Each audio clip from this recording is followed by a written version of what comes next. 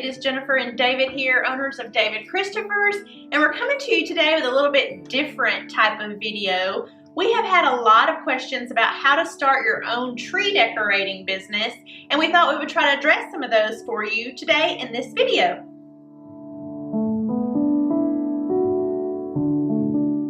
So when I got started, I already had a business, already had a wholesale company, and it may look a little bit different than what you get started with when you start decorating Christmas trees and doing home decor. First thing that we would suggest is you do need a name for your business, something that will let people know what you're about and what you're going to be doing. For example, we already had the name David Christopher's. We have a tagline, artistic design, gifts and decor, because that is what we sell in our store. So you want people to have an idea based on your name of what you do as your business. Depending on what state you live in, it will depend on the license, certificates, and permits that you need in order to run a business, whether it's out of your home or a storefront. We would suggest that you consult with your local courthouse and find out exactly what it is you need based on the business that you are performing or the services that you're performing through your business.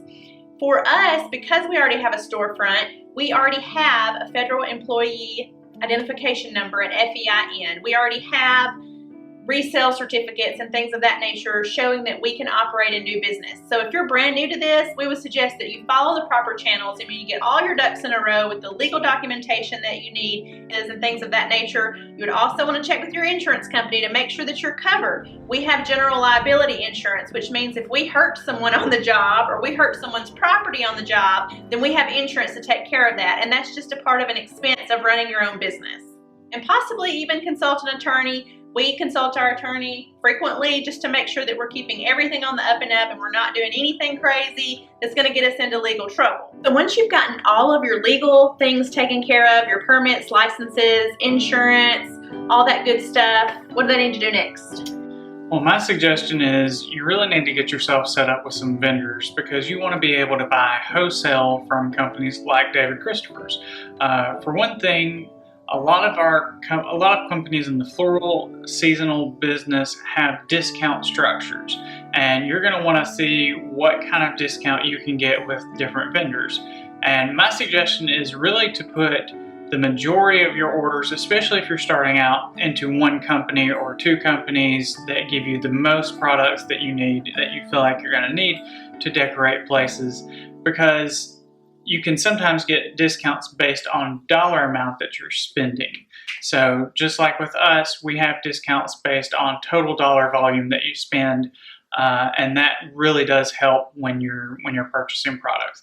And you want to be able to purchase products at wholesale so that when you go into someone's home, you make money not only on the design fee that you're charging them, you're going to make money on the products that you're selling them as well. Because if you're going to a big box store, for one, you're already paying tax on something that you do not need to pay tax on. You need to charge tax to the customer that you're selling it to.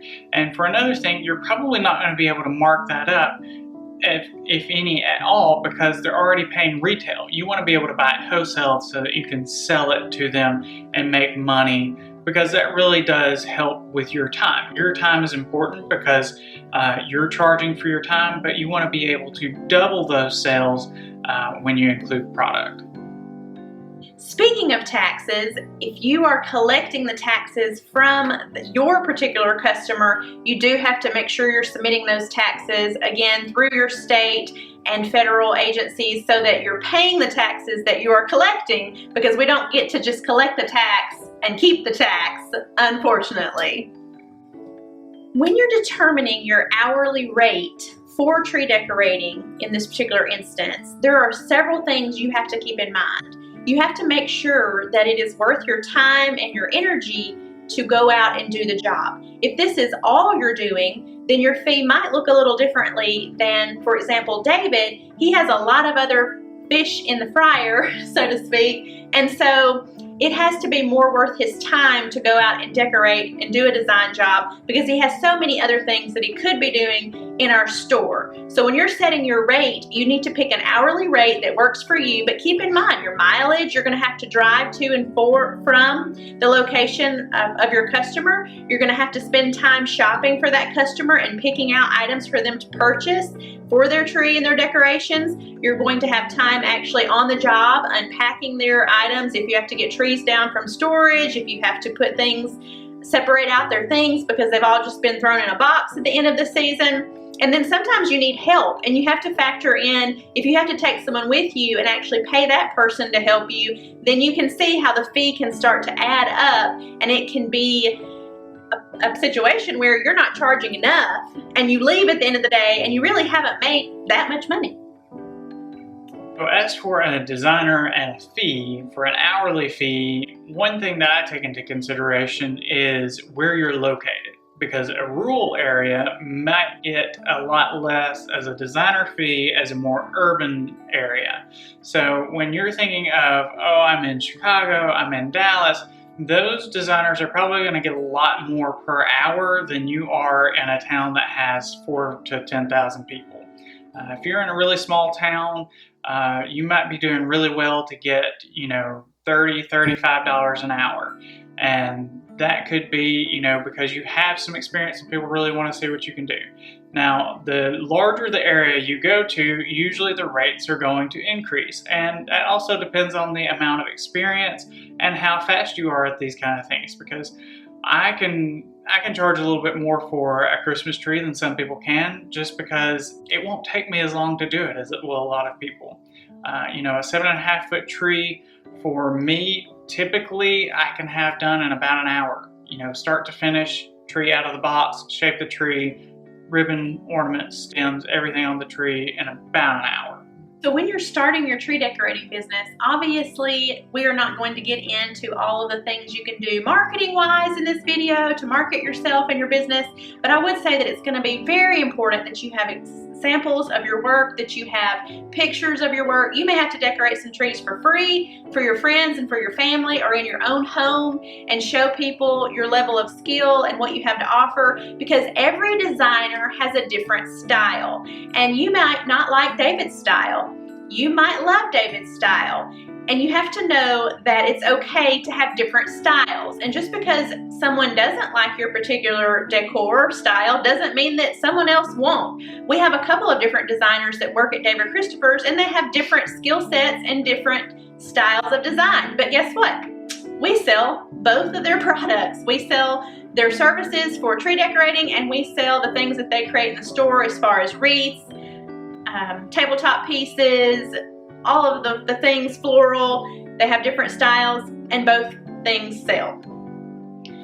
And like Jennifer said, make sure that it's your work. If you're going to post a video or a picture of something that's been designed, make sure it's not somebody else's, because people can be very disappointed if you show them somebody else that's a professional that's been doing this for 30 years, and then you show up and you decorate something and it doesn't look quite how they anticipated. You want to make sure you're being honest and upfront with them about where your skill is. Yes, so no matter what kind of design work you're doing, do not take pictures from Pinterest and the internet that you find and post those to your social media pages and say, hire me to decorate your Christmas tree. Here's a few Pinterest trees that I have found. It actually needs to be your work. Another tip is, it is no small feat to start any business, even if it's a small business, especially if you want to do it right.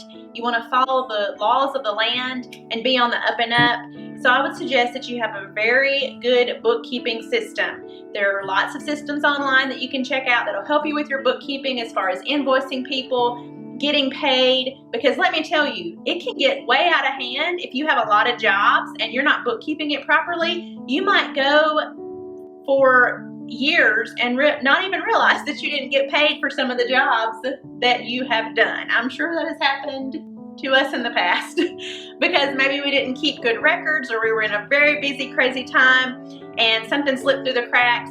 And that's, again, part of an expense of owning a business is sometimes things do fall through the cracks and bills don't get paid. And if you're not getting paid, then it's hard for you to pay your bills. One of the most rewarding parts of the job when you're considering doing this kind of work is when you're hired by someone to come create something in their home and they leave you to it, and then they walk in coming into their trees already decorated, their mantle already done. Much as you can see in this video, the joy that you can bring to somebody is really amazing and really worthwhile when you've put the time and effort into it. We thank you for watching today and learning a little bit about starting your own tree decorating business. Of course, this was a very abbreviated version of starting your own business. There's a lot that goes into it, a lot of research that you have to do on the front end, but we were hoping just to give you a little bit of information because we have had several comments of people saying, how do I start my own tree decorating business? Everyone's journey is different. It's going to look different based on your area, your state, your rules, your guidelines. So these are just some very basic, generic things to consider before you decide to go into business for yourself, decorating Christmas trees or for Christmas, homes, all things Christmas.